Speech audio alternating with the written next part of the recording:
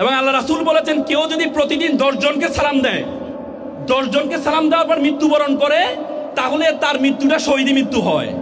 সালামের মতো ইউনিকনেস, এত সুন্দর সম্ভাষণ যে তুমি যখনই সকালে দেখা হলেও সালাম দিবা, দুপুরে দেখা হলেও সালাম দিবা, বিকেলে দেখা হলে সালাম দিবা। আর ওয়েস্টার্নরা বলে সকালে দেখা হলে গুড মর্নিং বলতে হবে, দুপুরে দেখা হলে গুড নুন বলতে হবে, বিকেলে দেখা হলে গুড আফটারনুন বলতে হবে, সন্ধ্যায় দেখা হলে গুড ইভিনিং বলতে হবে, রাতে দেখা হলে গুড নাইট বলতে হবে। তার মানে সালাম সবসময় একই রকমই থাকে। এবং হ্যালো, যারা হ্যালো বলে, ফর্মাল ভাষায় হ্যালো বলতে হবে, আর ইনফর্মাল ভাষায় হাই বলতে হবে। বন্ধুদের সাথে হাই বলতে হবে, আর ফর্মালি বলতে হলে হ্যালো বলতে হবে। এবং হ্যালোর ইতিহাস যদি অনেকে অনেকভাবে ব্যাখ্যা করে, এটাকে অনেকভাবে হ্যালোর ইতিহাস, যিনি প্রথম টেলিফোন আবিষ্কার করেছেন আলেকজান্ডার দ্য গ্রাহাম বেল, তার একজন গার্লফ্রেন্ড ছিলেন ম্যাগ্রাসেট হ্যালো।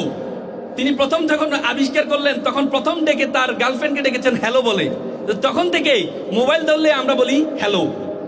এবং তুমি যদি আমাদের হিন্দু ধর্মের দিকে তাকাও, হিন্দু ধর্মে কেউ বলে নমস্কার, কেউ বলে আদব, কেউ বলে জয় শ্রীরাম, কেউ বলে রাধে রাধে, কেউ বলে হরে কৃষ্ণ। মানে এক একজন যে এক একজনের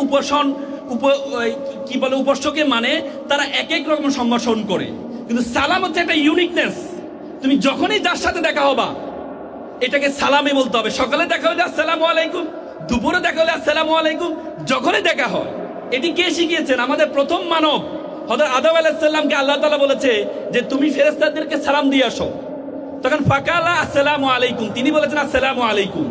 তখন ফেরেশতারা বলেছেন ওয়া আলাইকুম আসসালাম আর আসসালামু আলাইকুম ওয়া রাহমাতুল্লাহ। মানে আসসালামু আলাইকুম মানে শান্তি বর্ষিত হোক, ওয়া রাহমাতুল্লাহ মানে রহমত বর্ষিত হোক। কাউকে যদি তুমি বাড়াই দিতে চাও তাহলে তুমি ওয়াবারাকাতু বলবা, বরকত বর্ষিত হোক। মাগফিরাতু, আপনার উপরে ক্ষমা বর্ষিত হোক। ও হায়াতু, আপনার হায়াত বাড়ে দেখ। তার মানে তুমি যদি কেউ যদি তোমাকে সালাম দেয়, তুমি তার দ্বিগুণ তিগুণ চতুর্থ গুণ পর্যন্ত তুমি দিতে পারবা। তার মানে এত সুন্দর ইউনিকনেস। এবং আল্লাহ তাআলা তার রাসূলদেরকে সূরা আস-সাফফাতে তিনি বলছেন সালামু আলা মুসা ওয়া হারুন। তিনি মুসা আলাইহিস সালাম এবং হারুন আলাইহিস সালামকে সালাম দিয়েছেন। সালামু আলা, তারপরে ইব্রাহিম, তিনি ইব্রাহিম আলাইহিস সালামকে সালাম দিয়েছেন। কোরআনের আয়াত এটি। তার মানে সালামের মতো একটা ইউনিকনেস এটি পৃথিবীর আর কোনো সম্ভাষণে নেই।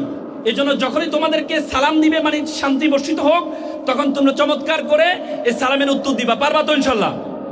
এবং একবার আমি একটা চমৎকার হাদিস পড়লাম ওই দিন। আবু বকর রাদিয়াল্লাহু তাআলা আনহুকে সবসময় আলী রাদিয়াল্লাহু তাআলা আনহু সালাম দিতেন। একদিন আলী রাদিয়াল্লাহু তাআলা আনহু আবু বকর রাদিয়াল্লাহু তাআলাকে সালাম দেন নাই। তো না দেওয়ার কারণে আগেই এই আবু বকর সালাম দিয়ে দিলেন। আবু বকর রাদিয়াল্লাহু তাআলা আনহু পরবর্তীতে গিয়ে রাসূলকে নালিশ করলেন যে আলী মনে হয় আমার প্রতি একটু রাগ, সে সবসময় আমাকে দেখলে সালাম দেয়, আজকে আমি তাকে সালাম দিয়ে দিলাম, সে আমাকে সালাম দিল না। তো পরে আলীকে ডাকা হলো। আলী বলল, ইয়া রাসূলুল্লাহ, আমি গতকাল স্বপ্নে দেখেছি যিনি আগে সালাম দিবেন তার জন্য জান্নাতে একটা প্রাসাদ তৈরি করা হয়, সে প্রাসাদে বড় চেয়ারের মধ্যে তাকে বসানো হয়। আমি মনে করি এই প্রাসাদে বসার জন্য একমাত্র যোগ্য হচ্ছে আবু বকর রাদিয়াল্লাহু তাআলা আনহু। এজন্য আমি চাই উনি ওই চেয়ারে বসুক। এজন্য আজকে আমি একটু ডিলে করলাম যেন উনি আমাকে সালাম দিয়ে ওই প্রাসাদটা যেন ওনার জন্য হয়ে যায়। কত চমৎকার না? এবং আল্লাহ রাসূল বলেছেন কেউ যদি প্রতিদিন 10 জনকে সালাম দেয়, 10 জনকে সালাম দেওয়ার পর মৃত্যুবরণ করে, তাহলে তার মৃত্যুটা শহীদি মৃত্যু হয়। সুবহানাল্লাহ বলবো না? এজন্য সালামের উত্তর দিবা তো নাকি? আমি আবার বলছি আসসালামু আলাইকুম।